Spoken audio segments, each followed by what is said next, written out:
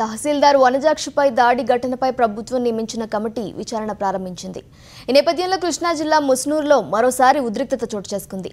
MLA Chintamaneni తహసీల్దార్ వనజాక్షి వర్గీయుల మధ్య వాదోపవాదాలతో scene సీరియస్గా మారింది.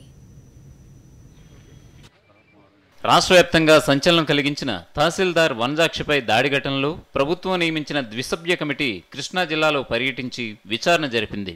ప్రిన్సిపల్ సెక్రటరీ శర్మ నేతృత్వంలో సెర్ఫ్ సీఈఓ సాల్మాన్ రాజ్ ముందుగా రంగంపేట ఇస్క్రీచ్ సందర్శించారు.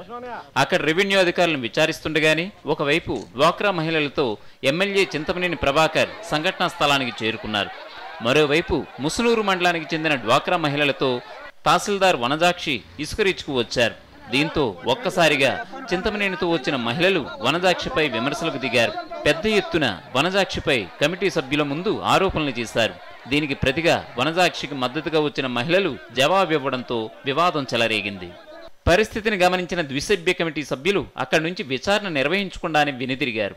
ఆ తర్వాత విజయవాడ సబ్ కలెక్టరేట్లో ఎమ్మెల్యే చింతమనేని తహసీల్దార్ వనజాక్షులను వేరువేరుగా విచారించి వారి వాంగ్మూలాలను రికార్డు చేశారు.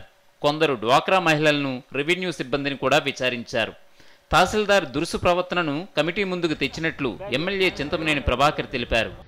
మహిళలనే ఇంకో మహిళ వచ్చి దాడి చేయించింది వీఆర్ఓలను పెట్టి. ఇది వాస్తవం.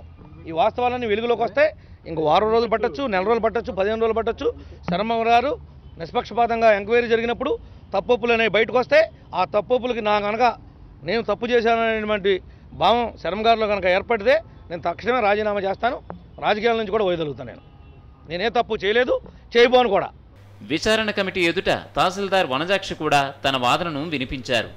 మహిళా అధికారిని కూడా చూడకుండా తనపై దాడి చేశారంటూ సంఘటన పూర్వాపరాలను వివరించారు. తనను బదిలీపై వెళ్లాలంటూ బెదిరింపు లేఖల ద్వారా హెచ్చరించిన వైనం కూడా కమిటీ సభ్యులకు తెలియజేశారు. తన పట్ల దాడి చేసిన వారిని కఠినంగా శిక్షించాలని విజ్ఞప్తి చేశారు. ముఖ్యంగా మేము అడిగింది ఒకటే, రక్షణ కల్పించాల్సిన వాళ్ళకే రక్షణ లేకపోతే ఇప్పుడు పోలీస్ రెవెన్యూ కూడా సుమోటో ఎగ్జిక్యూటివ్ పవర్స్ ఉన్నాయి మాకు. ఎవరన్నా తప్పు చేస్తే వాళ్ళని తీసుకొచ్చి శిక్షించే అధికారం కూడా మాకుంది. అలాంటిది ఒక మండల ఎగ్జిక్యూటివ్ మ్యాజిస్ట్రేట్కి రక్షణ లేకపోతే, ఒక మహిళా అధికారికి రక్షణ లేకపోతే మరి ఇంకా మా రెవెన్యూ ఉద్యోగులు ఎట్లా ఆత్మస్థైర్యంతో పనిచేస్తామని మేము అడిగాం వాళ్ళని. మేము ప్రజాప్రతినిధులు కాకుండా ఉన్నతాధికారులు ఏవైతే ఆదేశాలు చేస్తున్నారో వాటి ప్రకారంగా మేము చేస్తున్నాం.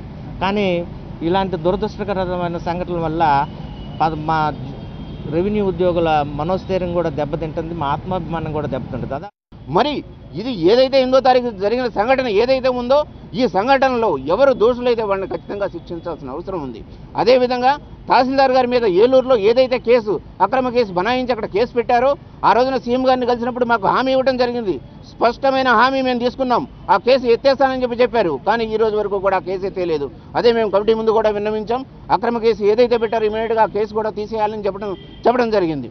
వనజాక్షికి మద్దతుగా రెవెన్యూ అసోసియేషన్ ప్రతినిధులు కూడా కమిటీ సభ్యులను కలిసి వినతి పత్రం సమర్పించారు. అధికారుల్లో నైతిక స్థైర్యాన్ని కాపాడేందుకు వనజాక్షి కేసులో నిష్పక్షపాతంగా విచారణ జరపాలని వారు కోరారు.